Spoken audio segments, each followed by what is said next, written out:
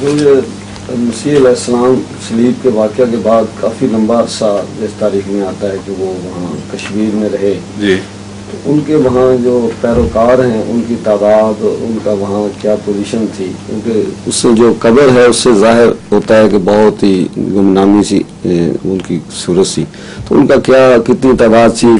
کتنی پرانی بات کر رہے ہیں آپ؟ 2000 سال پہلے؟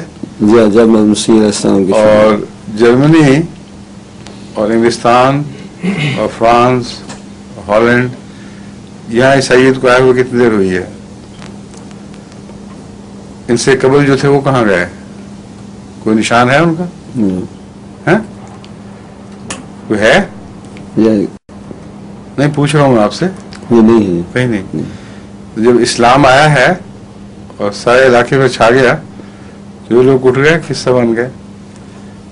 اور پہلے اس سے جو حضرت مسیح کو پہچانا گیا ہے وہ بدھا کے طور پر پہچانا گیا، کیونکہ حضرت بدھ نے اپنے بعد 500 سال بعد ایک ایسے بدھا کی پیشگوئی کی تھی جو فورنر ہوگا، اور یہی الفاظ ملتے ہیں ان کے. عین پیشگوئی کے وقت، پورے ہونے کے وقت حضرت مسیح تشریف لے آئے، اور تمام بدھسٹ نے، جو علاقہ بدھسٹ کا ہی تھا وہ، انہوں نے بھی، اور جو ہندو تھے انہوں نے بھی حضرت مسیح کو قبول کر لیا. اس لیے وہ بدھا کہلائے ہیں وہاں.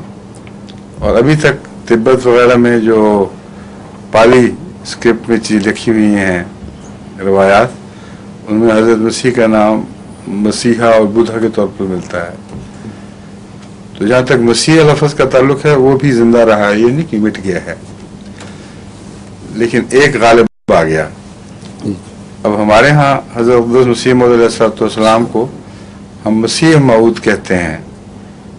مہدی کا ٹائٹل بھی ہے ساتھ، لیکن وہ رفتہ رفتہ جماعت میں دب گیا ہے، اور مسیح موعود کا ٹائٹل شروع ہو گیا.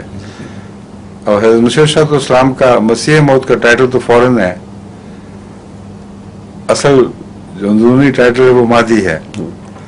تو بعض دفعہ فورن ٹائٹل غالب آ جایا کرتا ہے. حضرت مسیح کی پوزیشن یہ تھی کہ اپنا ٹائٹل مسیح اور فورن ٹائٹل بدھا تھا، اور وہاں بھی بدھا کا لقب ان کے اوپر غالب آ گیا. جب اسلام آیا تو انہوں نے، اسلام نے بدھزم کے ٹریس مٹائے ہیں کہ نہیں؟ کشمیر سے بالکل مٹ گئے ہیں. بالکل.